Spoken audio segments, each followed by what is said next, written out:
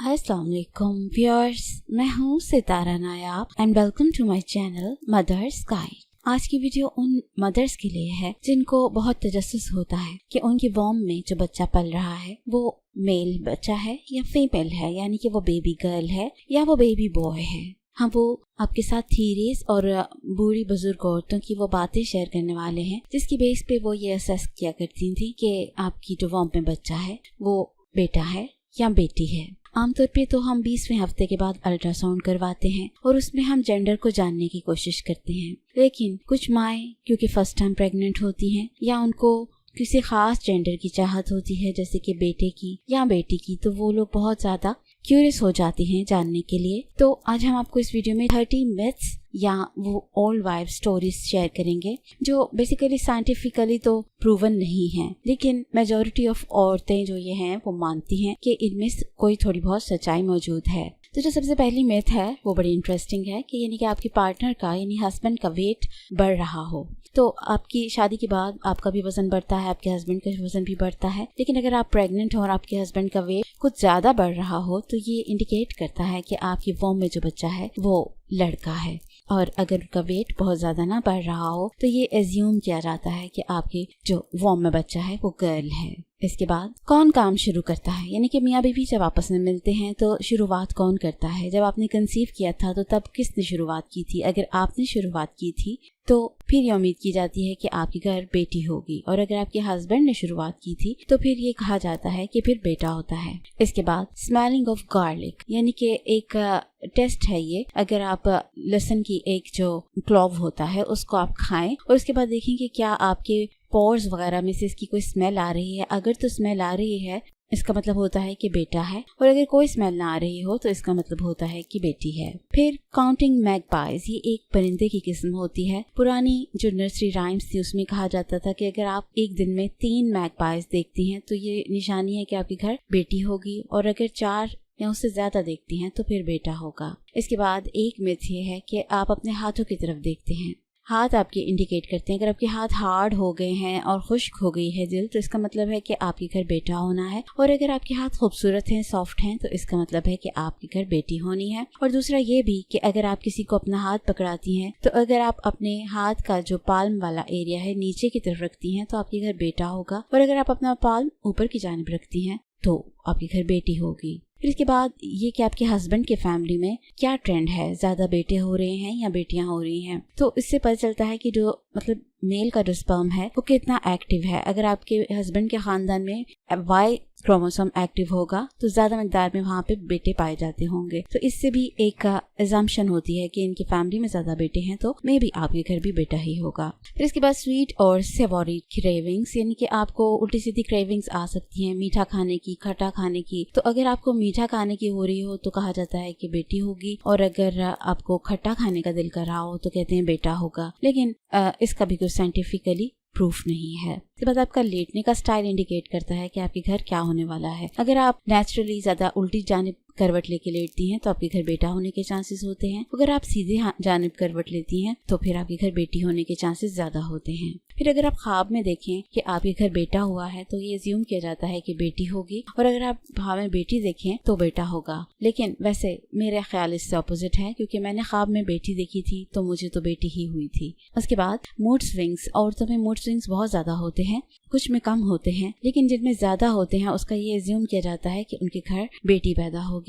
लेकिन इसका जो बेसिकली कॉज होता है वो हार्मोन्स का सर्ज होता है। इसमें भी साइंटिफिकली कोई हकीकत शामिल नहीं है। हाँ, अलबत्ता ये कहा जरूर जाता है अगर आप ज्यादा स्ट्रेस्ड रहें और ज्यादा आपका मूड खराब रहे तो आपके घर बेटी होनी होती है। इसके बाद मयान कैलेंडर है, ये भी एक चाइनीज चार्ट है जिसमें आपको ये देखना होता है कि आपने कंसीव कब किया था और कौन से मंथ में आपके बच्चे की बर्थ होनी है, और ऑड और इवन नंबर्स के हिसाब से कैलकुलेट किया जाता है कि आपके घर बेटा होगा या बेटी होगी। फिर उसके बाद एक मिथ होती है चाइनीज जेंडर प्रेडिक्शन चार्ट की। उसमें जो चांद के सालों के हिसाब से आपकी डेट निकाली जाती है, आपका कंसेप्शन का टाइम निकाला जाता है, और उससे ज्यूम किया जाता है कि आपके घर बेटा होगा या बेटी होगी। इसके बाद पेंडुलम टेस्ट होता है। इसमें ये होता है कि आप अपनी रिंग को या अपनी किसी भी गोल्ड की चीज को धागे के साथ बांध कर तो आप उसको जो प्रेग्नेंट औरत है उसके पेट के ऊपर अपना हाथ साकन रख के वहां पे रखते हैं। तो अगर धागा टू एंड फ्रो ऑसिलेट हो यानी कि आगे और पीछे की तरफ मूव करे तो इसका मतलब होता है कि आपके घर बेटी होनी है। और अगर आपका जो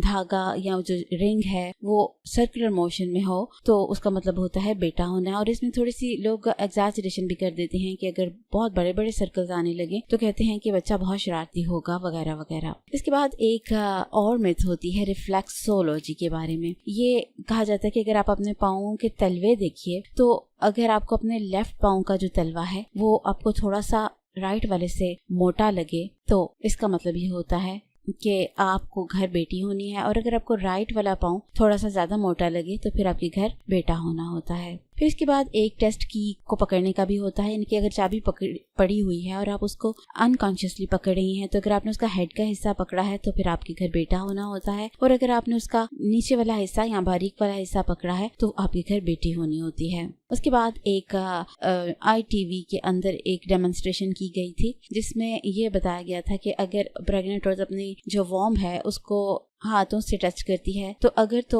वो अपने हाथों का अगला हिस्सा टच करती है तो उसके घर बेटी होनी होती है। और अगर पिछला हिस्सा टच करती है और उंगलियां एलिवेटेड होती हैं तो फिर इसका मतलब होता है कि उसके घर बेटा होना है। इसके बाद बेकिंग सोडा से टेस्ट मैं आपको पहले भी बता चुकी हूँ एक वीडियो में। उसमें ये होता है कि आपने यूरिन जहाँ पे लिया है उसमें अगर आपने 2 चम्मच आपने बेकिंग सोडा डाल दिया है और उसमें बबल्स आने लग जाएं तो बेटा होता है। और अगर कुछ भी ना हो और वो बिल्कुल ऐसे बिहेव करे जैसे पानी होता है तो फिर कहते हैं कि आपके घर बेटी होनी है। फिर आपकी फेस की जो शेप है वो बताती है कि अगर आपका चेहरा गोल हो जाता है और भरा जाता है तो कहते हैं आपके घर बेटी होनी है। और अगर आपका चेहरा पतला हो जाता है, मुंह उतर जाता है तो कहते हैं बेटा होना है। और इसमें ये भी कहते हैं कि अगर आपका नाक चौड़ा हो जाए ज्यादा प्रेगनेंसी में तो आपके घर बेटी होनी होती है। क्योंकि ये एक मिथ है कि जो बेटियां हैं वो अपनी माँ की खूबसूरती को प्रेगनेंसी में चुरा लेती हैं और इसलिए माँ का हुलिया थोड़ा सा बिगड़ जाता है। तो ये इंटरेस्टिंग है। उसके बाद ब्लड प्रेशर के बारे में भी एक मिथ है। उसमें ये कहा जाता है कि जब आप अभी कंसीव कर चुकी होती हैं तो आपका ब्लड प्रेशर चेक किया जाता है तो आपको मालूम होना चाहिए कि एक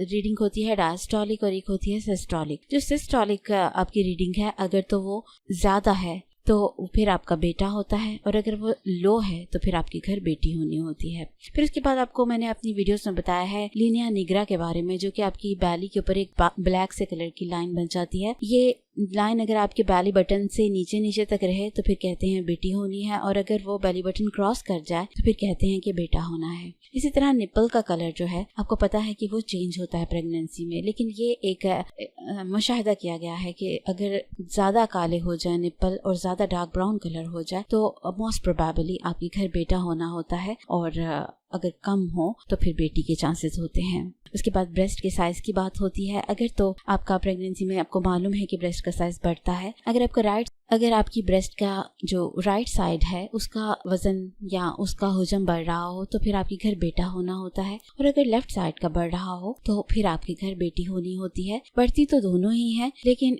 एक साइड थोड़ी सी निस्बतन ज्यादा बढ़ती है। उसके बाद शाइनी हेयर और डल स्किन, यानी कि आपके बालों के टेक्सचर से और आपकी स्किन के टेक्सचर से भी लोग अंदाजा करते हैं कि आपके घर बेटा होना है या बेटी होनी है। अगर स्किन डल हो, खुश्क हो, रुखी हो, बेरंग हो तो फिर आपके घर बेटी होने के चांसेस होते हैं। और अगर स्किन भी अच्छी हो, आपके बाल भी शाइनी हो गए हो और वाज़ेह फर्क लग रहा हो कि उनकी ग्रोथ अच्छी हो गई है तब आपके घर बेटा होने के चांसेस ज्यादा होते हैं। हालांकि साइंटिफिकली ये आपके जो सप्लीमेंट्स दिए जाते हैं उनकी वजह से ऐसा होता है, लेकिन मिथ तो बहरहाल मिथ है। उसके बाद बैड मॉर्निंग सिकनेस, आपको मालूम है कि औरतों को प्रेगनेंसी में मॉर्निंग सिकनेस होती है और अगर उनको बहुत ज्यादा हो, उनका ज्यादा दिल खराब हो और उनको ज्यादा वॉमिट हो तो कहा जाता है कि उनके घर बेटी होने के चांसेस ज्यादा होते हैं और बेटे की दफा ओवरऑल इतनी ज्यादा आपको मॉर्निंग सिकनेस नहीं होती। इसके बाद आपकी बम्प की तरफ देखा जाता है, यानी कि पेट की शेप को देखा जाता है। अगर आपकी जो पेट है उसकी मतलब शेप ऐसी है कि थोड़ी ऊंचा है आपका बच्चा तो कहा जाता है कि बेटी होगी। और अगर आपकी बम्प नीचे की जानिब है और जरा कॉम्पैक्ट किस्म की है तो फिर लगता है कि बेटा होगा।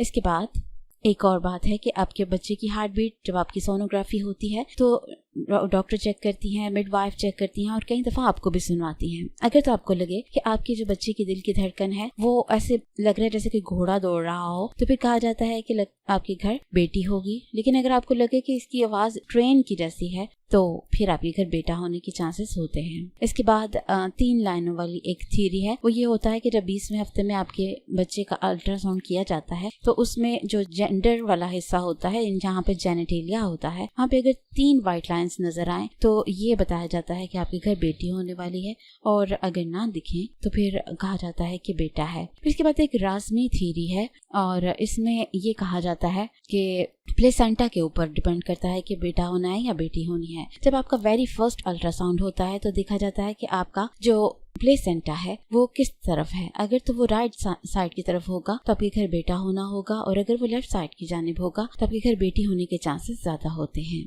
इसके बाद स्कल थ्योरी है और ये काफी हद तक ठीक है, क्योंकि आपको मालूम है कि जो बेटे होते हैं उनका वॉल्यूम, हुजम, साइज थोड़ा सा लड़कियों से डिफरेंट होता है। अगर स्कल का साइज थोड़ा ज्यादा बड़ा दिखे अल्ट्रासाउंड में तो वो बेटा होने के चांसेस होते हैं, और अगर आपकी बच्चे का स्कल थोड़ा सा छोटा नजर आए तो इससे ये गेस किया जाता है कि ये जरूर बेटी होगी। इसके बाद एक नब थ्योरी है, इसको समझिए थोड़ा सारा। ये ऐसा है कि जो आपका वॉम में बच्चा होता है उसकी जो स्पाइन होती है, यानी कि बैकबोन वाला जो एरिया होता है, उस जो जहाँ वहाँ खत्म होता है उसका, और आपके बच्चे के पेट का एंगल लिया जाता है, यानी कि रीढ़ की हड्डी के निचले हिस्से से लेकर आपके मतलब बच्चे का जो पेट की गुलाई है वो किस तरफ जा रही है। अगर तो वो एंगल 30 से छोटा होता है तो आपके घर बेटी होनी होती है, और अगर 30 से बड़ा हो ये एंगल तो आपके घर बेटा होना होता है। तो ये बहुत ही मजेदार मिथ्स थी जो कि आपके साथ शेयर करनी जरूरी थी, और आप लोगों से ये रिक्वेस्ट है कि आप लोग अपने पर्सनल एक्सपीरियंस से बताइए कि इसमें से कितनी मिथ्स ठीक हैं और कितनी गलत हैं। मेरे हिसाब से इसमें से 80% मिथ्स ठीक नहीं है, लेकिन कुछ ठीक भी है मेरे अपने एक्सपीरियंस के हिसाब से। आप लोग अपना एक्सपीरियंस शेयर कीजिए और नई वीडियो आने तक अपना बहुत सा ख्याल रखिए। टेक केयर, अल्लाह हाफिज।